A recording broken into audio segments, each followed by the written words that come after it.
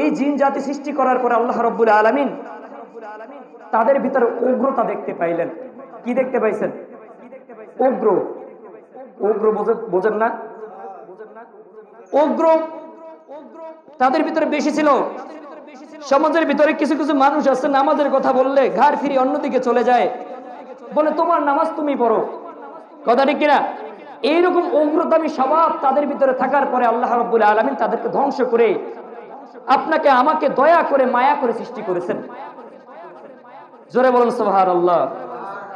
আল্লাহ রাব্বুল আলামিন কোরআনের ভিতরে বলেছেন, ওয়ালা কদ কাররামনা বানি আদম, যে হে বনি আদম, আমি তোমাদেরকে সৃষ্টি করেছি বড় মহব্বত করে, মায়া করে, দয়া করে। সৃষ্টি করার পরে কি বলেছেন? ওমা খালাকতুল জিন্না ওয়াল ইনসা ইল্লা লিয়াবুদুন, একমাত্র আমার গোলামি করার জন্য। জোরে বলুন সুবহানাল্লাহ। কার গোলামি করব? আপনি আমি আল্লাহর গোলামি করব। এই আল্লাহর গোলামির পিছনে আপনাকে আমাকে প্রথম শর্ত হলো মুসলমান হতে হবে। কি হতে হবে? গোলামি করার জন্য একটা সিস্টেম আছে না? এখন যদি আপনি বিদর্ভী অবস্থায় নামাজ আদায় করেন, নামাজ কবুল হবে? আপনি বিনা ওযুতে নামাজ আদায় করলে নামাজ কবুল হবে? আপনি নাপাক অবস্থায় নামাজ আদায় করলে নামাজ কবুল হবে? তা প্রতিটা জিনিসের একটা সিস্টেম আছে। আল্লাহ রাব্বুল আলামিনের গোলামি করার জন্য সর্বপ্রথম শর্ত হলো মুসলমান হওয়া। কি হওয়া? মুসলমান হওয়া। আপনি আমি যদি মুসলমান হতে পারি, আল্লাহ রাব্বুল আলামিন বলেছেন, আমিনু কামা আমানান নাস, ঈমান আনো ওই লোকেদের মতো ঈমান। জোরে বলুন সুবহানাল্লাহ। ওই লোকেদের দ্বারা কি বোঝানো হয়েছে? যে সাহাবায়ে কিরামের মতো ঈমান আনো, হযরত আসিয়া আলাইহিস সালামের মতো ঈমান আনো, হযরত সুমাইয়া রাদিয়াল্লাহু তাআলা আনহার মতো ঈমান আনো। সাহাবায়ে কিরাম যেমনি ভাবে ঈমান এনেছেন তাদের মতো ঈমান আনতে বলেছেন। যে আমিনু কামা আমানান নাস, ঈমান আনো ওই লোকেদের মতো ঈমান। এরপর হাদিসের ভিতরে রাসূল পাক সাল্লাল্লাহু আলাইহি ওয়াসাল্লাম বলেছেন, আখলিস দীনাকা ইয়াকফিকাল আমালুল কলিল, তোমার ঈমানকে খাঁটি করো, অল্প আমলই নাজাতের জন্য যথেষ্ট। জোরে বলো সুবহানাল্লাহ। আপনার আমার কি করতে হবে? ঈমান খাঁটি করতে হবে। এখন আপনার আমার ঈমানটা হলো এই, রাস্তার ভিতরে 10টা টাকা পড়ে আছে, আপনার আমার ঈমানটা সেই জায়গায় বিক্রি হয়ে যায়। কথা ঠিক কিনা? 20 টাকার কাছে ঈমান বিক্রি হয়ে যায়। রাস্তা দিয়ে হেঁটে যাচ্ছেন, অন্য লোকের জিনিস পড়ে আছে, ওইটা তুলে পকেটে নেন। আরে ভাই, আপনি মনে করেন ওইটা তার আপনার ঈমান বিক্রি হয়ে গেছে। এটা কিন্তু দেখবেন সমাজের ভিতরে চুরি করে না, চুরি করে না, চুরি করা তো মহা অপরাধ। চুরি করে না, কিন্তু ঈমান বিক্রি করে ফেলে। আপনার আমার সমাজের ভিতরে চোরদের বিচার হয়, বাটপারদের বিচার হয়, কিন্তু যারা ঈমানকে বিকৃত করে মানুষের কাছে এসে লেবাসদারি হয়ে মানুষের কাছে বিভিন্ন সুরাত ধরে আপনার আমার ঈমানকে হরণ করতেছে, তাদের বিচার হয় না। কথা ঠিক কিনা? সম্মানিত হাজিরিন, আল্লাহ নবী সাল্লাল্লাহু আলাইহি সাল্লাম আপনার আমার জন্য দুনিয়াতে একটা নিয়ামত। কথা ঠিক কিনা? আপনার আমার জন্য নিয়ামত না? নবী কিরকম নিয়ামত? আল্লাহ পাক নিজেই নিয়ামত করে পাঠিয়েছেন। আল্লাহ পাক নিজেই নিয়ামত করে পাঠিয়েছেন। এই নিয়ামত আপনার আমার জন্য। আপনি কখনো আরজি জানাইছি? আপনি আমি কখনো বলছি যে আল্লাহ আমাকে বিশ্বনবী সাল্লাল্লাহু আলাইহি সাল্লামের উম্মত বানাও? আপনি আমি কখনো দোয়া করছি, আল্লাহ আপনি শেষ নবীর উম্মত বানান? আপনি আমি দোয়া করি নাই। অথচ আদম থেকে শুরু করে যত পয়গম্বর দুনিয়াতে আসছে, সমস্ত পয়গম্বর আরজি জানিয়েছে, নবী না বানিয়ে যদি বিশ্বনবী সাল্লাল্লাহু আলাইহি সাল্লামের সোজা শেষ নবীর উম্মত বানাইতেন এবং দোজানের বাদশা নবীর উম্মত বানাইতেন, তাহলে নিজেকে ধন্য মনে করতাম। জোরে বলুন সুবহানাল্লাহ। কিন্তু আজকে সেই নবীর মান ইজ্জত সম্মান নিয়ে টানাটানি হচ্ছে। আজকে আপনার আমার নবীর সম্মানকে খাটো করতে করতে করতে করতে আপনার আমার নবীকে মাটির তৈরি বানিয়ে এমন এক পর্যায়ে নিয়েছে, আবু জাহেলের সাথে তার সামঞ্জস্য করে বসে। জোরে বলুন নাউজুবিল্লাহ। কথিত কিছু আলেম বেরিয়েছে যারা ফেসবুকের ভিতরে বিভিন্ন ধরনের স্ট্যাটাস দেয় এবং দাঁড়িয়ে থাকে, দাঁড়িয়ে দাঁড়িয়ে কথা বলে মোবাইলের মাধ্যমে আপনার আমার মুসলমানদের ভিতরে ভ্রান্তিত্ব নষ্ট করে দিচ্ছে। তারা বলতেছে নবী মোহাম্মদ নাকি আবু জাহেল, উতবা, সাইবা, মক্কার যত বিখ্যাত কাফের ছিল তাদের মতোই মানুষ। জোরে বলেন নাউজুবিল্লাহ। আপনি আমি নবীকে ভালোবাসি না? আপনি নবীকে ভালোবাসি না? সম্মানিত হাজিরিন, আজকে এই প্রেক্ষাপট অনুযায়ী আলোচনা নিয়েছি এই কারণে, কারণ কথাগুলো আমাদের হৃদয়ে লাগে। আপনি আমি নবীকে মহব্বত করি, আপনি আমি নবীকে ভালোবাসি, তার মানে এই নয় তার ইজ্জতকে খাটো করে দিব। আপনার আমার নবী শ্রেষ্ঠ নবী কিনা? আপনার আমার নবী শ্রেষ্ঠ নবী, নবীগণদের ভিতরে নবী, নবীদের নবী, সমস্ত ওলিদের নবী, কুল কায়নাত নবী, সমস্ত মাখলুকাতের নবী। সেই নবী মুহাম্মদ রাসূলুল্লাহ সাল্লাল্লাহু আলাইহি ওয়াসাল্লামের উম্মত হতে পেরেছি, এর জন্য আপনি আমি খুশি না বাজার? জোরে বলুন খুশি না বাজার? সম্মানিত হাজিরিন, এই নবী আপনার আমার জন্য নিয়ামত হিসেবে এসেছেন এবং এই নবী কষ্টও করেছেন। কষ্ট করছেন না নবী? ওই যে যাদের সাথে মিলাইতেছে যে নবী যেরকম মানুষ, আবু জাহেল সেই রকম মানুষ, আবু জাহেল সেই রকম মানুষ, নবীও যেরকম মানুষ, যাদের সাথে মিলে মিলে কথা বলতেছে, আনা বাশারুম মিসলুকুম। আল্লাহ পাক বলেছেন কোরআনের ভিতরে যে হে নবী বলুন আপনিও মানুষ তারাও মানুষ। এটা বোঝানোর ক্ষেত্রে বলেছে, তাফসীর এরকম দিয়েছে যদি এই কথা না বলতেন আল্লাহ রাব্বুল আলামিন হযরত ঈসা আলাইহিস সালামের কে আল্লাহর পুত্র বানাইছে না কাফেররা? হযরত ঈসা আলাইহিস সালামকে আল্লাহর ছেলে বানাইছে কাফেররা, তাদের ইহুদিরা, এবং উযাইরকে আল্লাহর পুত্র বানাইছে। নবী মুহাম্মদ এমন অলৌকিকভাবে পৃথিবীতে এসেছে, তাকেও না কাফেররা আবার বইলে ফেলায়, আল্লাহর সাথে শিরকের অংশীদার করে ফেলায়। তাফসীরের ভিতরে এই কারণে লেখে যে আল্লাহ পাক এই কারণে এই আয়াত নাযিল করেছেন, হে নবী বলুন আমিও আপনাদের মতো মানুষ। কিন্তু এইটাকে তারা বিভিন্ন প্রেক্ষাপট অনুযায়ী নূরের তৈরি না মাটির তৈরি এই বাজাবাজি কইরা তারা বিভিন্ন ভাবে নিয়ে যাচ্ছে। এই আবু জাহেল মক্কার কুখ্যাত বিখ্যাত একটা কাফের ছিলেন। সন্দেহ আছে? কথা বলেন নাকি সন্দেহ আছে? যদি সন্দেহ না থাকেন হিন্দুদের বাড়িতে যাইবেন, বাড়িতে জিজ্ঞেস করবেন যে হে রে হিন্দু ইহুদি, তোমরা কেন আবু জাহেলের নামটা তোমার ছেলেদের মেয়েদের কাছে রাখো না? কোন হিন্দু কি আজও পর্যন্ত আবু জাহেলের নাম তার সন্তানের নাম রাখছে? বলতে পারবেন? কোন হিন্দু রাখে নাই। কিন্তু এই আবু জাহেল এমন এক কুখ্যাত ছিলেন, বিশ্বনবী সাল্লাল্লাহু আলাইহি ওয়াসাল্লাম ওর উপর এমন কোন অত্যাচারের স্ট্রিম রোলার না আছে না চালাইছে। কথা ঠিক কিনা? হাজিরিন ভাইরা রে আমার, আপনার আমার নবী হযরত মুহাম্মদ মুস্তাফা সাল্লাল্লাহু আলাইহি ওয়াসাল্লাম এই পৃথিবীতে শ্রেষ্ঠতম নিয়ামত হিসেবে আল্লাহ রাব্বুল আলামিন পাঠিয়েছেন।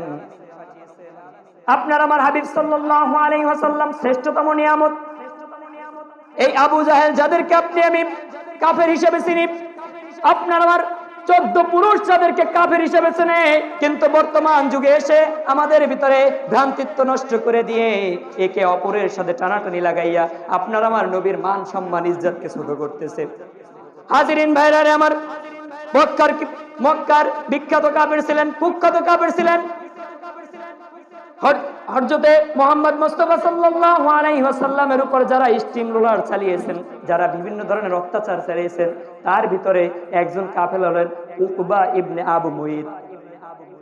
উকবা ইবনে আবু মুইত হাদিসের ভিতরে পাওয়া যায়, এই উকবা ইবনে আবু মুইত বিশ্বনবী সাল্লাল্লাহু আলাইহি ওয়াসাল্লামকে কালেমার দাওয়াত দিলেন। কিসের দাওয়াত দিয়েছেন? কালেমার দাওয়াত দিলেন। কালেমার দাওয়াত দেওয়ার পরে এই উকবা ইবনে আবু মুইতের বাড়িতে নবী করিম সাল্লাল্লাহু আলাইহি ওয়াসাল্লাম কালেমার দাওয়াত পৌঁছাইলেন। বিশ্বনবী সাল্লাল্লাহু আলাইহি ওয়াসাল্লামকে দাওয়াত দিয়েছিলেন কোন এক অনুষ্ঠানে, যে মক্কার ভিতরে শ্রেষ্ঠতম একজন মনীষী থাকলে মুহাম্মদ আছে, এই মুহাম্মদকে যদি দাওয়াত দিই তাহলে আমার বাণিজ্য কাফেলা বেড়ে যাবে, আমার শক্তি বেড়ে যাবে যদি মুহাম্মদকে আমি খাওয়াইতে পারি। এটা কিন্তু সত্য কথা। আপনার আমার সমাজের ভিতরে যদি প্রভাবশালী লোক থাকে হুজুরদের ভিতরে, তাকে কিন্তু সবাই মহব্বত করে। এই উকবা ইবনে আবু মুইত দাওয়াত দিলেন। দাওয়াত দেওয়ার পরে নবী করিম সাল্লাল্লাহু আলাইহি ওয়াসাল্লাম তার বাড়িতে গেলেন। বাড়িতে যাওয়ার পরে সবাই খানা দানা নিয়ে খাবার খাচ্ছে। বিশ্বনবী সাল্লাল্লাহু আলাইহি ওয়াসাল্লাম খাবার নাড়াইতেছেন। কি করতেছেন? খাবার নাড়াইতেছেন। খাবার নাড়াইতেছেন, খাবার খাচ্ছেন না। উকবা ইবনে আবু মুইত বলতেছেন, হে মুহাম্মদ খাবার কেন খাচ্ছ না তুমি? বলতেছেন আমি খাবার খেতে পারি এক শর্তে, যদি তুমি কালেমা পড়ো। জোরে বলুন সুবহানাল্লাহ। উকবা ইবনে আবু মুইত বলতেছেন এর তো সমস্যা কি, কালেমা পড়লেই তো হয়। হাজিরিন ভাইরা রে আমার, উকবা ইবনে আবু মুইত কালেমা পাঠ করলেন, লা ইলাহা ইল্লাল্লাহু মুহাম্মাদুর রাসূলুল্লাহ সাল্লাল্লাহু আলাইহি ওয়াসাল্লাম। কালেমা পাঠ করার সাথে সাথে নবী করিম সাল্লাল্লাহু আলাইহি ওয়াসাল্লাম চিন্তা করলেন উকবা ইবনে আবু মুইত তো একজন মুসলমান হয়ে গেছে, তার বাড়িতে খাবার খাইতে অসুবিধা নাই। কালেমার দাওয়াত দিলেন, কালেমা গ্রহণ করলেন, খাবার খাইলেন, চলে আসলেন। বন্ধু নামক জিনিসটা ছিল, উকবা ইবনে আবু মুয়িতের বন্ধু ছিল। কোন কোন বর্ণনার ভিতরে পাওয়া যায় উমাইয়া ইবনে খল, আবার কোন কোন বর্ণনার ভিতরে পাওয়া যায় আবু লাহাবের ছেলে। এই আবু লাহাবের ছেলে উকবা ইবনে আবু মুয়িত, এই কুখ্যাত উকবা ইবনে আবু মুয়িত আব্দুল্লাহ ইবনে উবাই তার বন্ধু ছিলেন। বন্ধু ছিলেন কে? আব্দুল্লাহ ইবনে উবাই, মক্কার আরেক কাফের। উকবা ইবনে আবু মুয়িতের বন্ধু ছিলেন। যখন কালেমার দাওয়াত গ্রহণ করলেন, সমাজের ভিতরে ছড়াইয়া যায় না? এমনিতেও নেতা, এমনিতেও একটা প্রদেশের নেতা ছিলেন, রাজ্যের নেতা ছিলেন। যখন কালেমার দাওয়াত গ্রহণ করলেন, বলতেছেন তুমি নাকি মুহাম্মাদের কালেমা পাঠ করছো, তুমি নাকি মুসলমান হয়ে গেছো। এই কথা যখন বললেন, তখন উকবা ইবনে আবু মুয়িত বলতেছেন যে আমি এই কালেমা মন থেকে পাঠ করি নাই, এই কালেমা জবান দ্বারা পাঠ করেছে। জোরে বলেন নাউজুবিল্লাহ। ডাক দিয়ে বলেন, হ্যাঁ বন্ধু আমার, কিভাবে বুঝবো তুমি এই কালেমা জবান দ্বারা পাঠ করেছো, মন থেকে পাঠ করো নাই? তাহলে তোমাকে পরীক্ষা দিতে হবে। বলতেছেন কি পরীক্ষা দিতে হবে? যে তোমাকে পরীক্ষা দিতে হবে, তুমি যাবা মুহাম্মাদের বাড়িতে, যাবা মুহাম্মাদের বাড়িতে গিয়ে তুমি যদি থুতু মোবারক নিক্ষেপ করতে পারো, মুহাম্মাদের চেহারা মোবারকের ভিতরে যদি থুতু দিতে পারো, তাহলে আমরা বিশ্বাস করব তুমি এই কালেমা মুখ থেকে পড়েছো, মন থেকে পড়ো নাই। জোরে বলুন নাউজুবিল্লাহ। বিশ্বনবী সাল্লাল্লাহু আলাইহি সাল্লামকে আপনি আমি মহব্বত করি, আপনি আমি ভালোবাসি, এই তার ভালোবাসার নমুনা। আজকে কুখ্যাত বিখ্যাত কাফেররা আপনার আমার নবীর চেহারা মুবারকে থুতু নিক্ষেপ করবেন, যেই চেহারা দেখে দেখে কাফেররা পর্যন্ত মুসলমান হইতো। এমনকি ক্ষুধার্ত সাহাবী তার চেহারা দেখে ক্ষুধা নিবারণ করতো। জোরে বলুন সুবহানাল্লাহ। এই সিদ্ধান্ত যখন হলেন, বন্ধুর তাড়নায় পড়ে আকাম কুকাম যত আছে সমাজের ভিতরে সব কিন্তু বন্ধু বান্ধবের কারণেই হয়। কথা ঠিক কিনা? আপনি সমাজের ভিতরে 10টা অপরাধ ঘটবেন, 8টা অপরাধ বন্ধু বান্ধবের কারণে।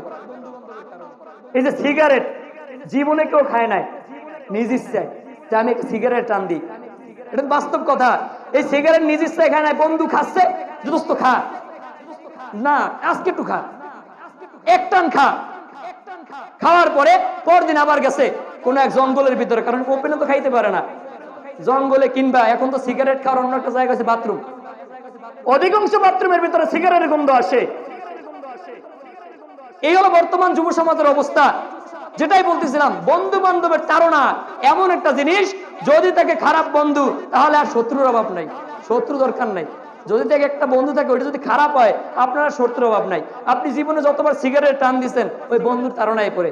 একবার টান দিচ্ছেন দোস্ত খা, সমস্যা নাই, 2বার 3বার 5বার আবার নিজেই একটা ধরাই টান। এই হলো সমাজের অবস্থা। এই বন্ধু বলতেছে যে উকবা ইবনে আবু মুয়িত, তুমি যদি মুহাম্মাদের চেহারা মোবারক থুতু নিক্ষেপ করতে পারো, থুতু যদি মুহাম্মাদের চেহারায় নিক্ষেপ করতে পারো, তাহলে আমরা মেনে নেব।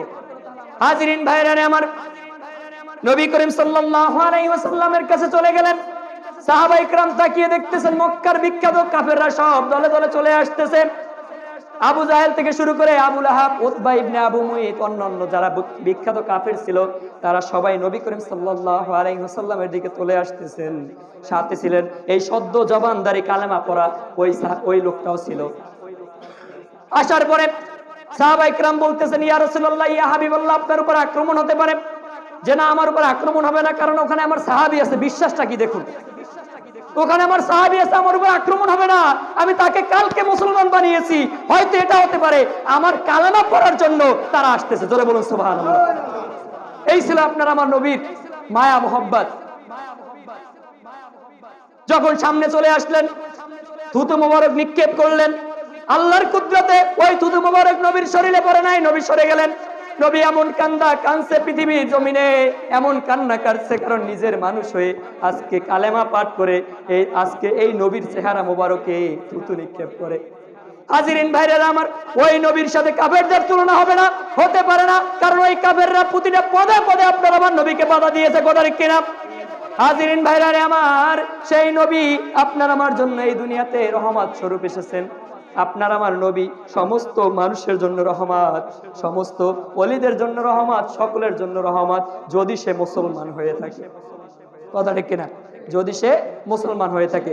হাজিরিন ভাইরা আমার, আপনার আমার হাবিব সাল্লাল্লাহু আলাইহি ওয়াসাল্লাম যখন নবুয়ত প্রাপ্ত হলেন, কি প্রাপ্ত হলেন? নবুয়ত প্রাপ্ত হলেন। এর আগে সমস্ত মানুষের উপকারে আসতো, কথা ঠিক কিনা? এর আগে সবার উপকারে আসতো। সমস্যা হলে নবী মুহাম্মদ, আমানতদারিতা দেওয়ার জন্য নবী মুহাম্মদ, বিচার সালিশে নবী মুহাম্মদ, সবকিছুতে নবী মুহাম্মদ। যখন তিনি কালেমার দাওয়াত শুরু করলেন, নবুয়ত প্রাপ্ত হলেন, তখন ভাগ হয়ে গেলেন। তখন কি ভাগ হয়ে গেলেন? হাজরিন ভাইরা আমার, মক্কার ভূমিতে যখন বিশ্বনবী সাল্লাল্লাহু আলাইহি ওয়াসাল্লাম কালেমার দাওয়াত দেওয়া শুরু করলেন, ওই কালেমা দাওয়াত দেওয়ার জন্য যখন দাঁড়ে দাঁড়ে কালেমার দাওয়াত, ইসলামের দাওয়াত পৌঁছে দিলেন, মক্কার ভূমির সমস্ত কাফেররা তার উল্টো হয়ে গেল। কি হয়ে গেছে? উল্টো হয়ে গেল। আবু জাহেল, অন্যান্য কাফের যারা ছিল, ওই যারা আবু জাহেলের বন্ধু পাবে, যা আবু জাহেলের মতোই মানুষ, সেই আবু জাহেল কি করছে শুনুন। আবু জাহেল সমস্ত কাফেরদেরকে নিয়ে মিটিং ডাকলেন।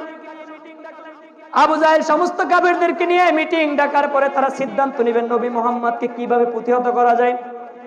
কেউ কেউ বলতেছেন বিশ্বনবী সাল্লাল্লাহু আলাইহি ওয়াসাল্লামের এক দেশ থেকে অন্য দেশে পাঠিয়ে দাও। কেউ কেউ বলতেছেন নবী মুহাম্মদকে সম্পদের লোভ দেখাও। কেউ কেউ বলতেছেন নবী মুহাম্মদকে শেষ করে দেই। এইরকম সিদ্ধান্ত নেওয়া হলো। বিভিন্ন সিদ্ধান্ত দেওয়ার পরে ওখানে একজন লোক ছিলেন মুরব্বী, খুনখুন্না মুরব্বী, ইবলিস। কে ছিলেন? ইবলিস ওই মিটিং এ অংশগ্রহণ করছে। ইবলিস ওই মিটিং এ অংশগ্রহণ করে সবার মতামত নিচ্ছেন। সবার মতামত নিচ্ছেন যে কি করা যায়। মতামত শুনে তিনি লাস্ট বক্তব্য দিলেন, তোমাদের কেউ কারোটা আমার পছন্দ হয় নাই। আবু জাহেল যেটা বলছে ওইটাই পছন্দ। আবু জাহেল কি বলছে? যে নবী মুহাম্মদকে হত্যা করে ফেলাও। জোরে বলেন নাউজুবিল্লাহ। নবী মুহাম্মদকে কি হত্যা করে ফেলাও, এই কথা বলছে কে? আবু জাহেল। কে বলছে? আবু জাহেল। নবী মুহাম্মদকে হত্যা করে ফেলাও। আল্লাহ রাব্বুল আলামিন আয়াত নাযিল করলেন যে হে মুহাম্মদ, যে কোনো সময় আপনার হিজরত করা লাগতে পারে, কারণ মক্কার ভূমিতে আপনাকে থাকতে দিবে না, কারণ আপনাকে হত্যার প্ল্যান করে ফেলছে। এইভাবে আপনার আমার নবীকে ডিস্টার্ব করতো। আপনার আমার নবীকে তারা এইভাবে প্রতিহত করার চেষ্টা করত। আজকে সেই নবীর শান মান ইজ্জতকে খাটো করতে করতে করতে করতে পায়ের তলায় পর্যন্ত পৌঁছেছে। জোরে বলেন নাউজুবিল্লাহ। পায়ের তলায় কিরকম? একটু সিম্পল উদাহরণ দিই। আমি অনেকগুলো জায়নামাজ দেখেছি, যে জায়নামাজের ভিতরে কাবা শরীফের ছবি আছে, কথা রেখে না। আচ্ছা, মক্কা শরীফ যাওয়ার জন্য কি কি লাগে? পাসপোর্ট করা লাগে, ভিসা করা লাগে, তারপর টাকা জমা দেওয়া লাগে, তারপর যাওয়া লাগে। তারপর হজ কবুল হয় কি হয় না সেটা সন্দেহ আছে, কথা রেখে না। সেই কাবা শরীফের যে ছবি আছে জায়নামাজের ভিতরে, আজকে থেকে ওইটা বয়কট করবেন, পারবেন তো? ওই জায়নামাজ আপনি আমি পারাই হোক সম্মানের স্থানের, কিন্তু আপনার আমার পায়ের তলা পর্যন্ত পৌঁছাই দিয়েছে। এখন একটা প্রশ্ন করবো, খলিফা শব্দের অর্থ কি? প্রতিনিধি না? খলিফা শব্দের অর্থ কি? প্রতিনিধি না? সেই প্রতিনিধি কোথায় পৌঁছেছে জানেন? দর্জির দোকানে। আজকে যে দর্জি, যে আজকে জামা কাপড় সেলাই করে, তাকেও আপনি আমি খলিফা বলি। খলিফা সাহেব, প্রতিনিধি সাহেব, কথা ঠিক কিনা?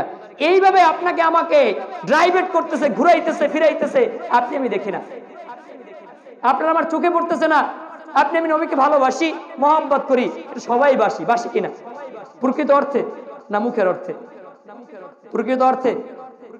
এই যে নামাজ পড়ি না, এই নামাজ এখন তো আপনি আমি মসজিদে বসে খুব সুন্দরভাবে নামাজ আদায় করি, কেউ কোনো বাধা দেয় না। দেয়? কেউ আসে যে নামাজ পড়স কেন? আজান দেন, কেউ বাধা দেয় যে আজান দিতে পারবো না? এই যে ইসলাম আল্লাহ রাব্বুল আলামিন আপনাকে আমাকে পাঠিয়েছেন, এটা কি খুব সহজে আসছে? সাহাবা ইকরাম থেকে শুরু করে, নবী থেকে শুরু করে কষ্ট করতে করতে করতে করতে এই দুনিয়াতে আসে। বুখারী শরীফের ভিতরে বর্ণনা পাওয়া যায়, রাসূলুল্লাহ পাক সাল্লাল্লাহু আলাইহি ওয়াসাল্লাম কাবার চত্বরে বসে নামাজ আদায় করেন। কোথায় বসে? কাবার চত্বরে বসে নামাজ আদায় করতেছেন। পাশে আবু জাহেল, উতবা, শাইবা, এই যে বিখ্যাত কাফের যারা ছিল, সবাই আড্ডা দিচ্ছে। কি করতেছে? আড্ডা দিচ্ছে। এই আড্ডা দেওয়ার পরে দেখতেছেন নবী সেজদায় গেলেন। হঠাৎ আবু জাহেল সিদ্ধান্ত নিলেন, ঘোষণা করলেন, কে আসো? অমুক এলাকায় উট জবাই করা হয়েছে, ওই উটের নাড়ি বুড়ি নিয়ে আসবে, উটের রক্ত নিয়ে আসবে, উটের গোবর নিয়ে আসবে। কে আছো তোমরা? যদি আনতে পারো তোমাকে পুরস্কৃত করা হবে। আনার পরে নবী মুহাম্মাদের সিনা মোবারক থেকে শুরু করে পৃষ্ঠদেশ পর্যন্ত ওই উটের নাড়ি বুড়ি সব দিয়ে দিবে। যদি বলুন নাউজুবিল্লাহ। এই ঘোষণা দেওয়ার পরে সম্মানিত হাজিরিন, এই ঘোষণা দেওয়ার পরে একজন দাঁড়িয়ে গেলেন, ওই যে উকবা ইবনে আবু মুইত, জোরে বলো নাউজুবিল্লাহ, দাঁড়িয়ে গেলেন যে আমি আনতে পারবো, আমি আনতে পারবো। আনার পরে এখন তো নামাজ আদায় করি, আপনি আমি এই হাদিস যখন পড়ি, আপনার আমার নামাজের ভিতরে সময় দিতে মন চাই না, আপনি নামাজে আসি আবার চলে যাই। আপনার হাবিব সাল্লাল্লাহু আলাইহি সাল্লাম, আপনার নবী বিশ্ব নবী সাল্লাল্লাহু আলাইহি সাল্লাম নামাজ আদায় করতে দাঁড়িয়েছেন, ওই উটের নাড়ি বুড়ি আইনা তার সিনার ভিতরে পিঠের ভিতরে দিয়ে দিয়েছেন। জোরে বলুন আল্লাহু আকবার। এই যে কাফেররা কষ্ট দিয়েছে তাকে, এই যে কষ্টগুলো দিয়েছে, এটা যদি আপনি নিজ চোখে দেখতেন আপনার কি অবস্থা হতো? সম্মানিত হাজিরিন, নবী নামাজ পড়তে দাঁড়িয়েছেন, নারী বুড়ি দিয়ে দিয়েছেন। এরপর হাদিসে বলে কি, তারা জুলুস করতেছে, হাসাহাসি করতেছে, একে অপরের সাথে ঢইলা ঢইলা পড়তেছে। দেখ মোহাম্মদ কল্লা উঠাইতে পারে না, দেখ মোহাম্মদ সেজদা এমন দেওয়া দিছে উপরে তুলতে পারে না। জোরে বলুন নাউজুবিল্লাহ। সম্মানিত হাজিরিন, এইভাবে নবী কি কষ্ট দিয়েছেন? বিশ্বনবী সাল্লাল্লাহু আলাইহি সাল্লাম আপনার আমার জন্য নামাজ প্রতিষ্ঠা করে গিয়েছেন, নামাজ কায়েম করে গিয়েছেন, বিদায় নামাজ আদায় করি। নামাজ কয়েকত বলেন না, একটু কয়েকত নামাজ? 5 ওয়াক্ত। বছরে কয়েকত? 1825 ওয়াক্ত। কত ওয়াক্ত? 365 দিন নামাজ হয় কয়েকত? 1825 ওয়াক্ত নামাজ কয়েকত? 1825 ওয়াক্ত নামাজ। আমি আবারও বলতেছি, 365 দিনে 1825 ওয়াক্ত নামাজ। আপনি আমি পড়তে পারি? কথা বলেন না, সবাই পড়তে পারি? আমিও বাদ পড়বো না। সবাই কি 1825 ওয়াক্ত নামাজ পড়তে পারি? আপনার আমার যায় না, হয়তোবা দেরি হয়ে যায়, সঠিক টাইমে পড়তে পারি না, হয়তোবা কাজা হয়ে যায়। আপনি আমি কি আল্লাহ পাকের হুকুম আদায় করতে পারছি? নবীর সুন্নাত আদায় করতে পারছি? তা আল্লাহ পাক কি আপনাকে আমাকে পঙ্গু করে দিছে? কথা বলেন না কেন? আল্লাহ পাক কি আমাকে না খাইয়ে রাখছে? আপনাকে আমাকে কষ্ট দিয়ে রাখছে? 6 মাস বয়ে রাখছে? রিজিক বন্ধ করে দিছে? তাহলে কেন ওই রবের শুকরিয়া আদায় করেন না, যে এই রব আজও পর্যন্ত তার হুকুম না মানার কারণেও আজও পর্যন্ত বাঁচিয়ে রাখছে? জোরে বলুন আলহামদুলিল্লাহ। আপনি একটা কাজের লোক রাখলেন, কাজের লোক রাখার পরে ওর ডিউটি দিলেন সকাল 6টা থেকে রাত্রি 7টা পর্যন্ত বা মাগরিব পর্যন্ত। 3 দিন 4 দিন ডিউটি করার পর 5 দিনের দিন গাবলা দিল, ঠিক মতো ডিউটি করলো না। এরপর কি করবেন? 2 দিন 3 দিন দেখলেন, 4 দিনের দিন বললেন তোমার মতো কাজের লোক আমার লাগবে না। কথা রে কিনা? তোমার মতো কাজের লোক কি আমার লাগবে না, দরকার নাই। কিন্তু মহান রবের হুকুম। আপনার বয়স কত? ধরেন আমার বয়স 25 বছর, আপনার বয়স 50 বছর, আপনার বয়স 60 বছর, 70 বছর। 60 থেকে 70 বছর বয়সে মহান রবের হুকুম আপনি আমি অমান্য করতে করতে, নাফরমানি করতে করতে করতে করতে আজও পর্যন্ত আসতেছি, এখন পর্যন্ত নাফরমানি করতেছি। কিন্তু ওই মহান রব তো আপনাকে আমাকে আজও পর্যন্ত কোন প্রকার কষ্টদায়ক জিনিস দিয়ে বসাই রাখলেন না। কথাটা কিনা? ভাবনার বিষয় না? ভাবনার বিষয় কিনা? এই নবী মুহাম্মদকে আপনার আমার জন্য রহমত স্বরূপ পাঠিয়েছেন। পাঠানোর পরে আপনাকে আমাকে তার তাবেদারি করতে হবে, তার সুন্নাতের আমলগুলো করতে হবে। আমি আপনাদেরকে কিছু কথা বলবো, যে কথাগুলো একটু মানার চেষ্টা করবেন। সূরা ফাতিহা পারেন না সবাই? হাত জাগান, ভুল হয় হোক, আমরা সবাই সূরা ফাতিহা পারি না? সূরা ফাতিহা পারি না? আপনি সূরা ফাতিহা যদি পারেন, আপনি আমি কি নিজ ইচ্ছায়, ইমাম সাহেবের পিছন ছাড়া, নিজ ইচ্ছায় প্রতিদিন প্রতিনিয়ত সূরা ফাতিহা পাঠ করি, নামাজ ছাড়া, যে আমি চলতেছি এখন সূরা ফাতিহা পাঠ করব, আপনি পাঠ করি। অথচ এই সূরা ফাতিহা উম্মুল কুরআন, কোরআনের জননী। জোরে বলুন সুবহানাল্লাহ। সূরা ফাতিহা কি? কোরআনের জননী। জননী বোঝেন? আপনি পরিবারের একজন সন্তান, সন্তান না? একজন সন্তান হবে, আপনার 5টা সন্তান হয়েছে, একজন আলেম, একজন ডক্টর, একজন ইঞ্জিনিয়ার, একজন কৃষক, একজন আপনার যে কোনো এক চাকরি করে। এই 5 জনের আপনার একটা সন্তানের 5টা সন্তান হয়েছে 5 প্রকার।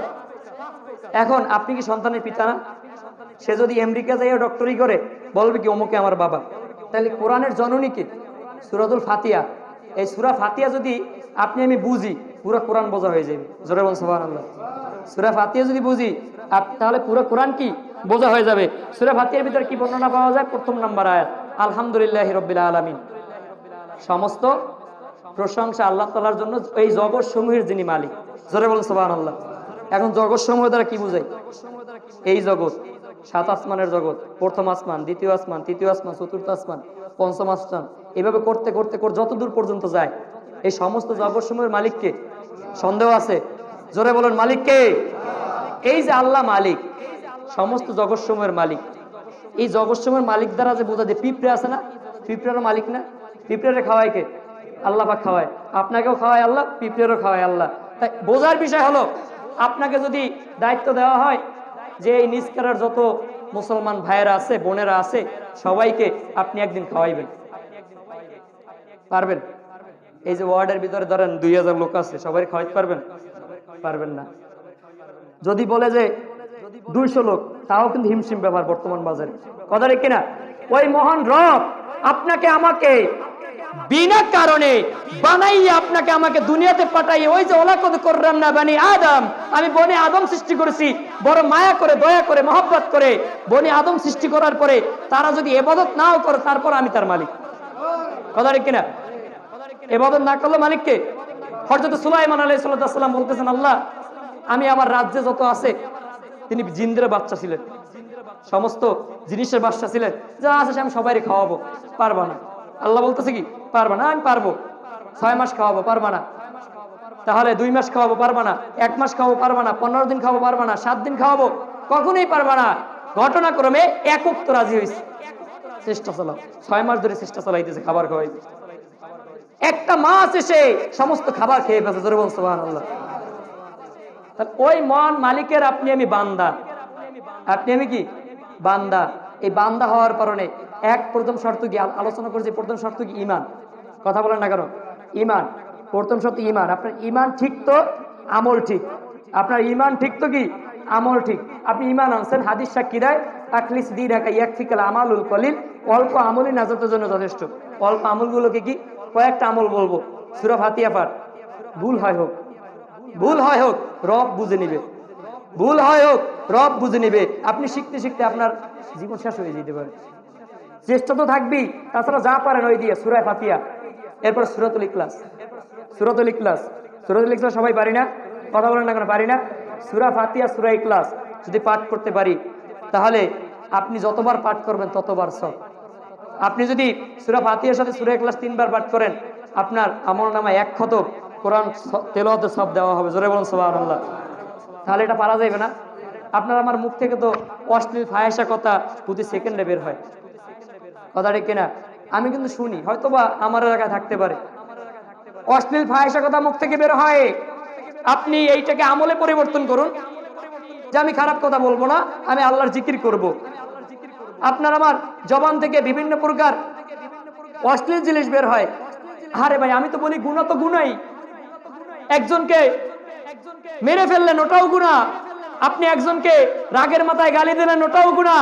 আর আপনি হাসতে হাসতে, হাসতামশা করতে করতে, তামাশা করতে করতে খারাপ কথা বললেন, ওটাও গুনাহ, কথা ঠিক কিনা? আপনি আমি এই গুনাহকে গুনাহ মনে করি না।